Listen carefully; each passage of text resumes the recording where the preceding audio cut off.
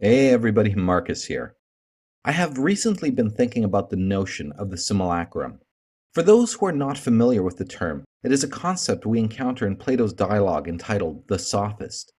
Plato constructed an account of the sophist as someone who engages in image making, but of image making intentionally distorted to make the image look correct. Let me try to clarify.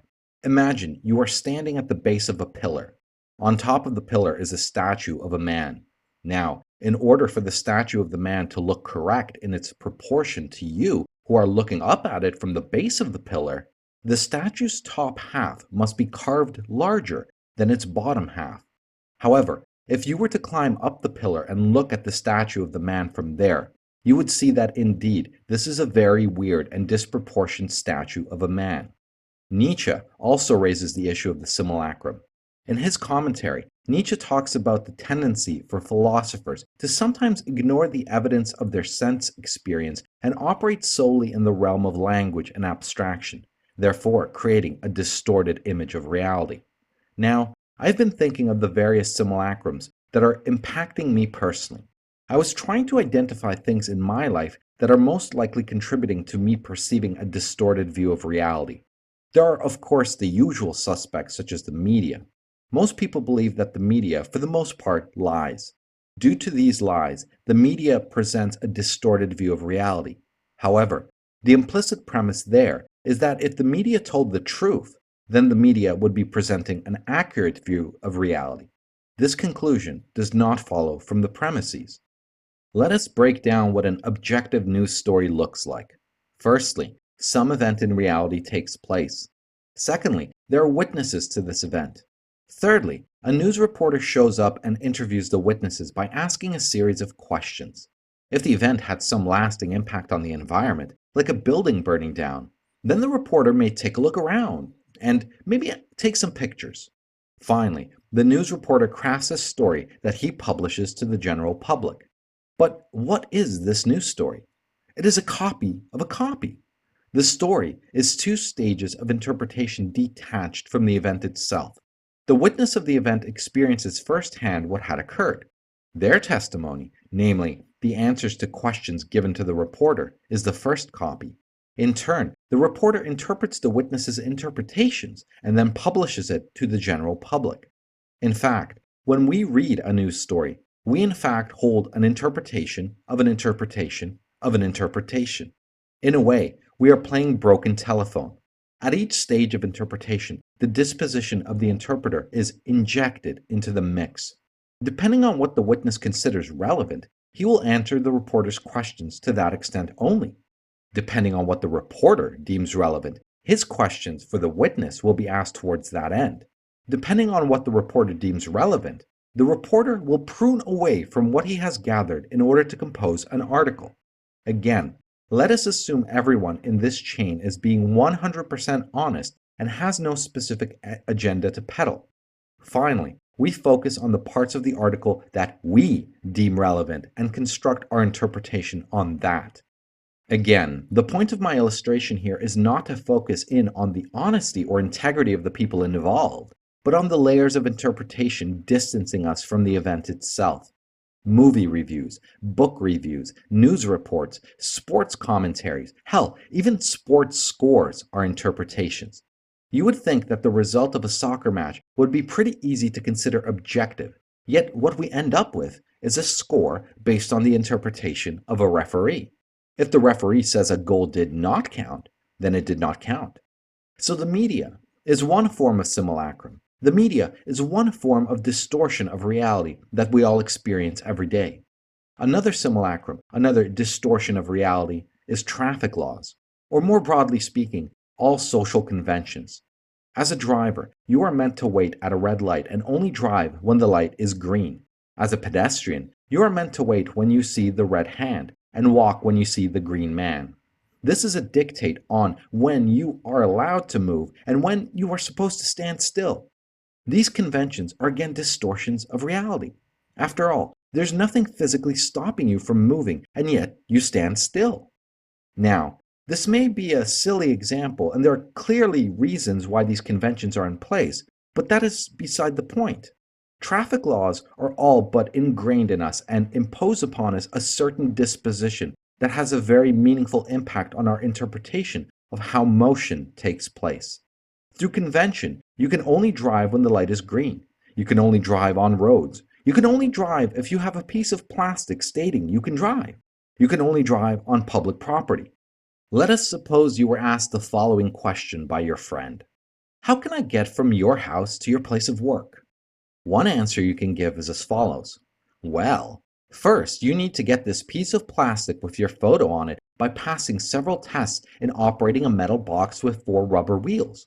Once you have your plastic, you get into your metal box with rubber wheels and then must always stay on the ground covered in asphalt where no other person possesses a piece of paper saying they own that ground covered in asphalt. However, you are only allowed to move when you see green light emanating from the top of poles scattered at sometimes random intervals. You're not allowed to move when you see a red light emanating from the top of those same poles. There's a dial in your metal box that has numbers between 0 and 260. You need to make sure that the needle on that dial never goes beyond the number 60. Anytime you want to change direction, you need to press on a lever that makes one part of your metal box blink.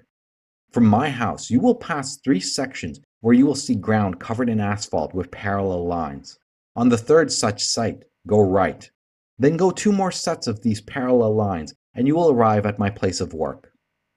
How strange such instructions would sound like to a hunter and gatherer 50,000 years ago.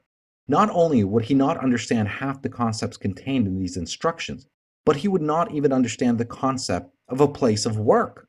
He might not even understand the notion of work at all. After all, the hunter-gatherer does not have a job per se. He is simply fulfilling his wish to eat by going towards his food. After all, do we consider it a job when we walk from the couch to the refrigerator? So in this way, traveling to work is made to appear correct only if we follow the rules of the road. Otherwise, we did it wrong. The same can apply to walking, biking, or taking public transport. All these things have a correct way of being done. However, we need to distort the concept of travel in order to make the rules we have described above look correct. In the same way as traffic laws present to us a simulacrum, so too the same reasoning applies to all social convention, like dinner table etiquette. We don't eat off the floor. We wash our hands before we eat. We use tools most of the time, like a knife, fork, and spoons. We eat off ceramic plates and not off of wooden plates or off a stick or off a towel or anything else for that matter. Yet we could eat off the floor. We could eat from a stick or off wooden plates. Here too is a correct way of eating, a correct way of behaving in public, a correct way of greeting a person, a correct way of disposing of a dead relative, and so on. Hell, there's even a correct way of sleeping too. You are to be in a horizontal position elevated off the ground on a box whose innards are spring or foam, with your head on a closed piece of cloth filled with plucked duck feathers wrapped in another piece of cloth under yet a larger closed piece of cloth filled with cotton or wool or duck feathers that is again wrapped in another piece of cloth. Why not sleep in the bathtub? You might be thinking to yourself, but Marcus, no one is stopping you from sleeping in the bathtub. Well, to this I say, well, yes, that is true. But if I told you that each night I sleep in the bathtub, you would consider me strange, would you not? Does this sense of strangeness not have its origin in the notion that I am doing it wrong? Indeed, this is its origin. The simulacrum is at work once again. In fact, the hilarity of a drunken story in which you end up sleeping in the bathtub gains its comedic quality based on this very same strangeness. Where else do we find this simulacrum? We find it in every form of mediation between us and the state of nature. If you have been on any form of public transport in the last 5 years, you would have observed a very common phenomenon. It is also quite certain you have been part of this phenomenon yourself. What you will find on public transport is that most people will have headphones on, listening to music or something else while doing something on their smartphone. For the time being, let us simply focus on wearing headphones while traveling. When you travel with headphones on, you are experiencing a mediated form of reality. What you are hearing has nothing at all to do with your surroundings. What you see and what you hear cannot be connected in any logical way. In essence, The music coming from the headphones distorts your existential experience of reality. If you are standing next to a tree and looking up at its canopy, a sound of shimmering leaves caused by the gentle push of the wind upon the branches is the unmediated, the undistorted reality. The distorted reality is to stand beside that tree and look upon its canopy and hear Angel of Death by Slayer. Through this one habit alone, this habit of wearing headphones while you travel, you have in effect detached one of your five senses, namely your sense of sound, from reality completely. As far as your interface with reality is concerned, you might as well be deaf. It makes no difference whether or not you hear music or dead silence. Neither is the authentic sound of reality around you. What you hear is mediated through your playlist. Our interactions with our friends and family have become mediated as well. If you do a video call with your friends, you still leverage the sense of sight and sound, but you lose touch and smell. Perhaps your friend on the other side is grossly hungover, reeks of booze, yet looks composed. You will never know, as those sensory stimuli are inaccessible. When you do a phone call, you are left with voice alone. You are stripped of the ability to interpret facial expressions and body language in your interpretation of the interaction. When you send a text or email, you are stripped of all five senses and are completely mediated through language alone. If you use social media, which is basically text, you are further mediated by the terms and services and community guidelines on what you can and cannot say to them, as well as by the reserve you will feel in expressing yourself to your friend in a public forum. The more mediation we inject between ourselves and our friends, the greater the distortion of our understanding of them will be.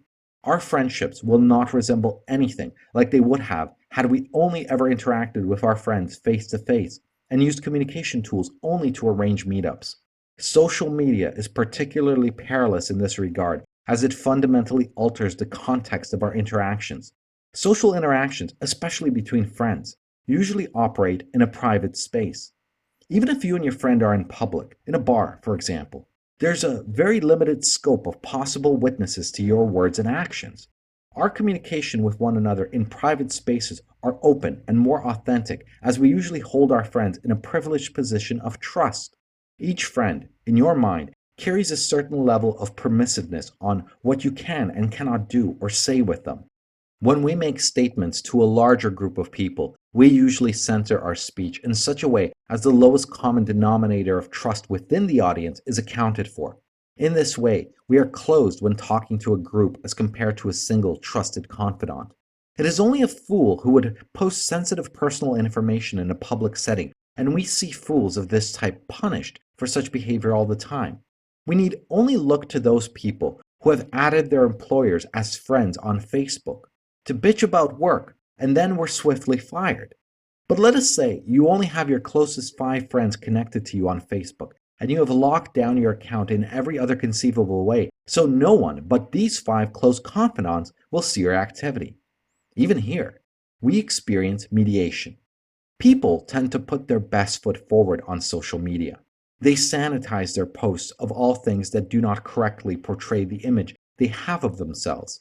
We do not post unflattering pictures we have taken that would make us look like shit photographers.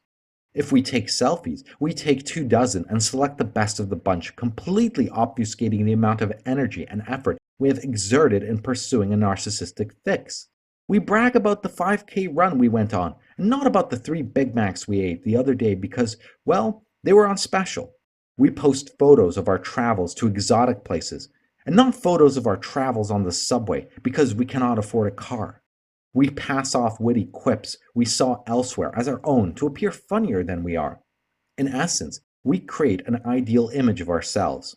In fact, if it were not sometimes the case that our friends tagged us in unflattering pictures, our online personas may start to appear perfect.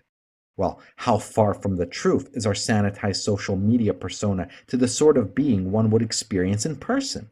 What does this sanitized persona create?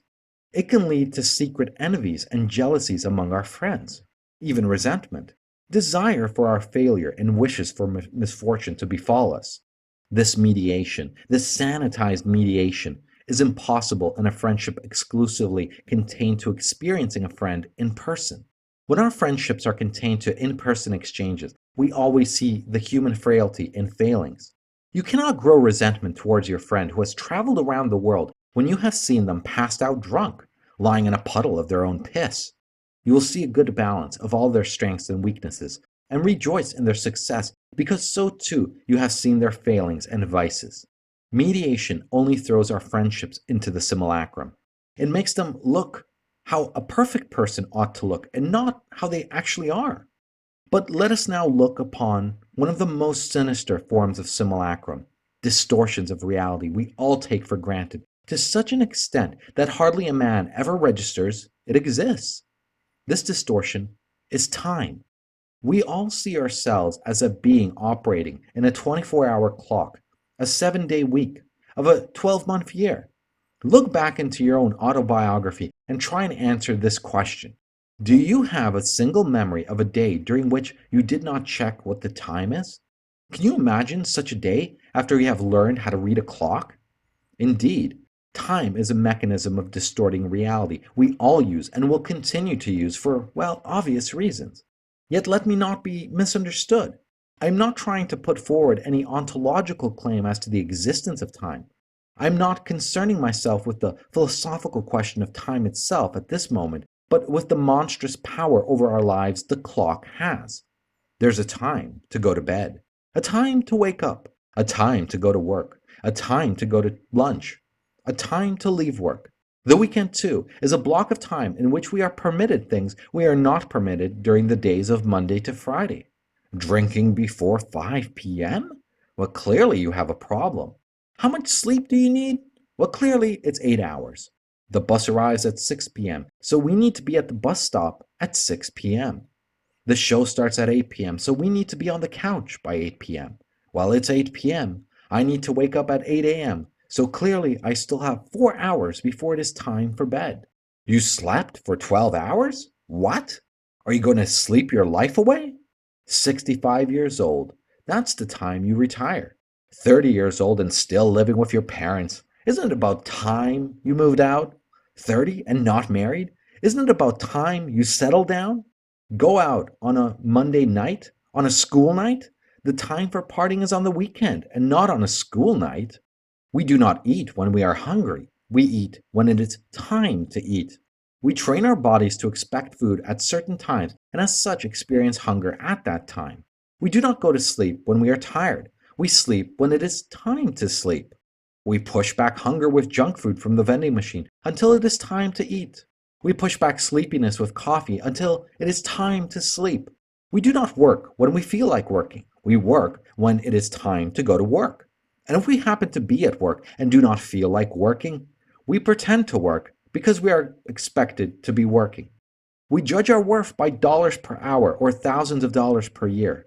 We schedule our holidays around national holidays. We throw parties and buy things due to the imposition of certain moments in time such as birthdays, Christmas, and so on. So much of what we do is deemed correct and appropriate if done at the correct and appropriate time. In this way, too, we are deemed normal and well-adjusted if we perform the right things at the expected points in time. Yet much like my discussion of traffic laws, so too time is a convention as we use it day to day. The 9 to 5 job could just as well be 8 to 4, 10 to 6, or 6 to 2. Though there clearly is a benefit of certain functions occurring during daylight, such as work that takes place outdoors like construction, but pretty much all middle-class jobs could just as well be shifted several hours either way and encounter no problem. The notion of business hours has a certain universality to it that is taken for granted.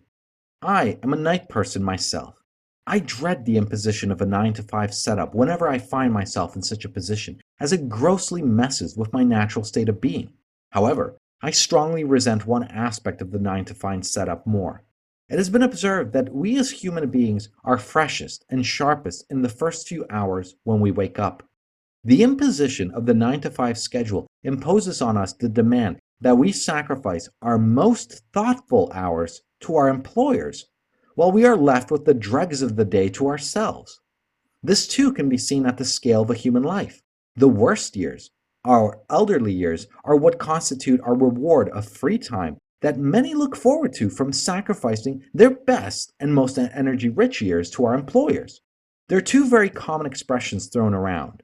The first is that time is money.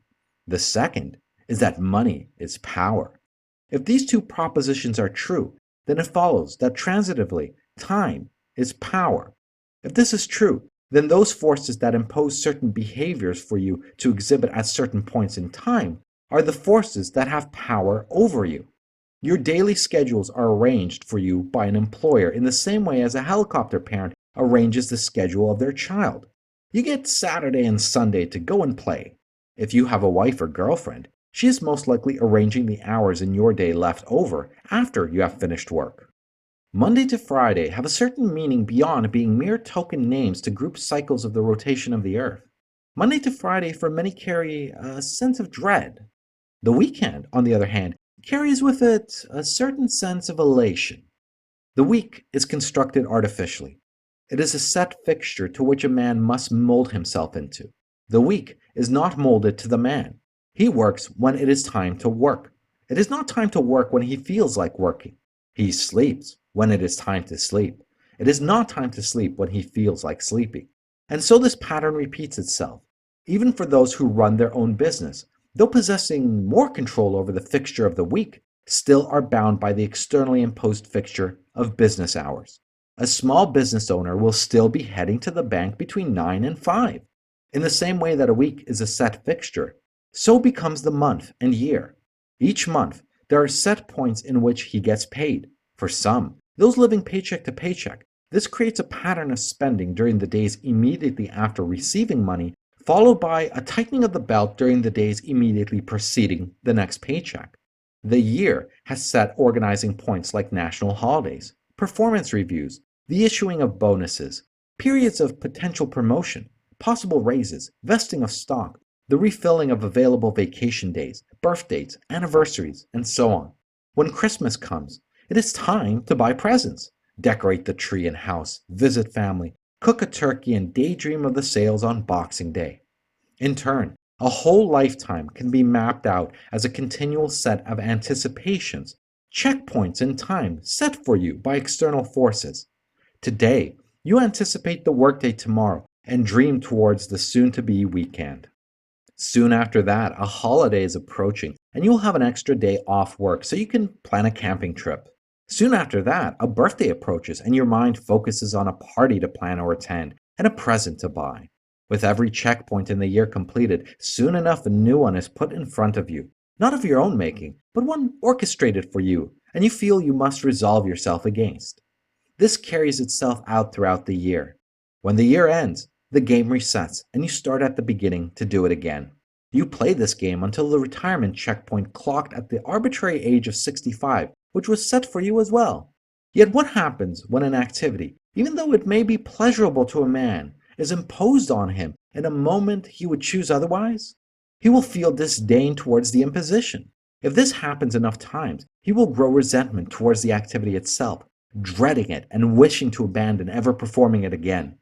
The fixture of the week, this 9 to 5 imposition, destroys passion in a man for that which he is forced to do when he does not feel like it. A man would even come to dread sex if he were to repeatedly be forced to engage in it when he did not wish to. It is this fixture of the week which no one chooses, but is packaged with virtually every job, that inevitably forces a passionate man over the years to hate that very same thing he enthusiastically chose for his profession. He will be forced to perform this activity during business hours, whether he likes it or not. Over the years, he will resent the activity and begin to dread Monday to Friday. He will slowly begin to idealize another role completely unrelated to his current job. He may dream to run his own business of some sort. This dream, however, is not a longing to be an entrepreneur. This dream is a longing to escape the simulacrum, to escape this fixture imposed on him. He wants his time back. After his escape plan fantasies gain a footing, he may even come to resent his current job for a new reason. His current job seems to now be holding him back. However, this man may not have the courage to take the leap out of this fixture, as he knows nothing else. The freedom to dictate his own schedule becomes both an object of fantasy, but also the object of his fear. After all, he has never known anything outside this fixture. He will retain his fantasy, but appease his fear by the thought that now is not yet the time to take the plunge. He reasons the timing must be perfect. He must save a little more money, or pay off some debt, or his kids need to go to college, or whatever excuse seems plausible and would be accepted as valid in polite company. These excuses are a simulacrum themselves.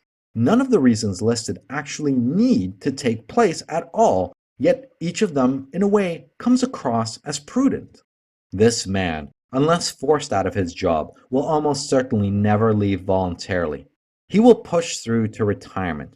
I am sure you have met more than one guy who talks about that book he's going to write, that business he's going to start, or that world he's going to travel. But now is not yet the right time. As this video is now long enough, I wanted to close by issuing you a challenge. Choose one weekend that you can set aside completely to this challenge.